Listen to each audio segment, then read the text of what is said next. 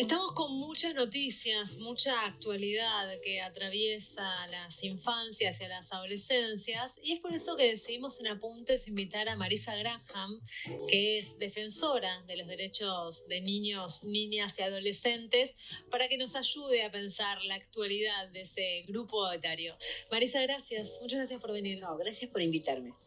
Quería primero poner sobre la mesa el caso Lucio Dupuy, porque está sin lugar a dudas conmocionando a la sociedad. Todo caso en el cual sean los progenitores los que asesinan al niño nos causa mucho dolor, mucho horror. Pero además en este caso puntual se suma el hecho de que el padre había advertido que había algo ahí que no estaba bien e incluso había decidido accionar judicialmente por eso, pero sin embargo la justicia le dio la tenencia a la madre.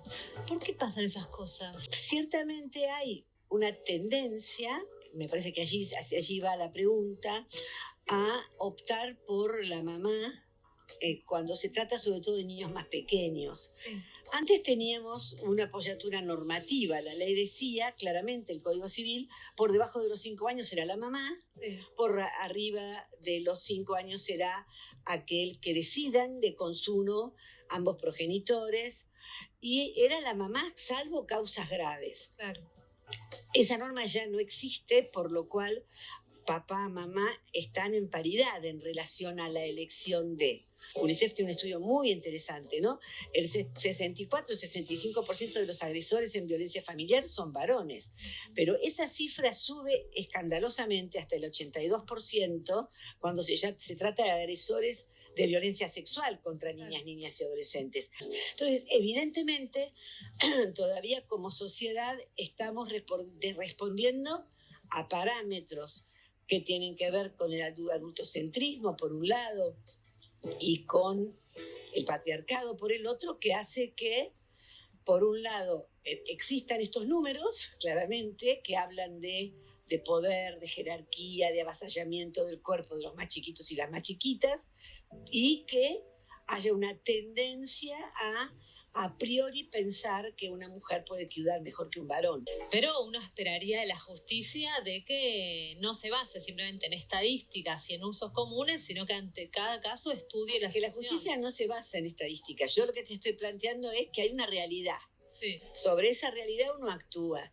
La justicia tiene que resolver el 1 a 1. Claro. Para eso está la justicia. La justicia no está para hacer estadísticas. Yo te nombro estos números porque, y lo que nos llega a la Defensoría todo el tiempo es eso. Estos números que yo te doy, quiere decir que no hay papás amorosos capaces, a veces mucho mejor que la mamá, de cuidar a un niño. Por supuesto, hay un montón. Hay miles de papás que cuidan a sus niños y que cuidan igual o mejor que una mujer. Pero digo, todavía hay algo que pesa en la sociedad y eso también repercute en el Poder Judicial. Vos me estás preguntando si está bien o está mal. Yo creo que está mal. Pero digo que hay cuestiones objetivas que hacen que uno diga, bueno, entienda cuál es el panorama general. Ese panorama general es el que tenemos que tratar de ir revirtiendo. Por ejemplo, el último caso que tenemos de homicidio de una niñita es ese caso de Milena, hace 2 días atrás. Sí. Y allí yo estoy investigando, como defensora, por qué se decidió la restitución de esa nena a la mamá cuando la mamá había entregado al papá de la nena voluntariamente. Ella estaba en situación de calle, entendemos las situaciones de marginalidad, etcétera, pero no todas las personas, ni las mamás, ni los papás, ni las abuelas, ni los tíos, ni el mundo adulto que está en situación de calle asesina a sus niños. Digo, no, claro. son casos puntuales.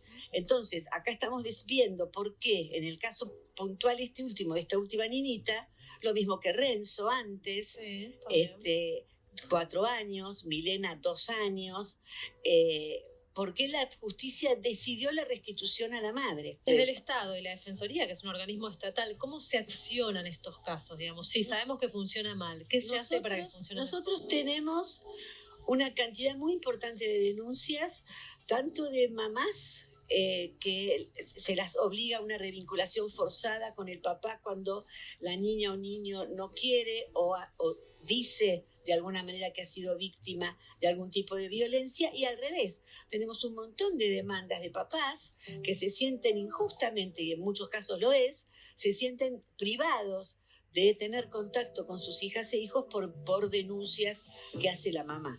¿Qué hacemos nosotros como Defensoría? Recibimos todos los casos, tratamos de actuar, primero de empaparnos de qué pasa en el expediente, porque hay que tener en cuenta que el sistema judicial debiera tener, de hecho lo tiene la jueza o al juez, pero tienen equipos técnicos donde hay trabajadoras, psicólogos, psicólogas, y también hay un asesor de menores, y el asesor de menores es el que tiene la obligación, de la misma manera que el juez o la jueza, de escuchar al niño. Y están capacitados, porque por ejemplo desde los feminismos se reclama una reforma judicial con perspectiva de género.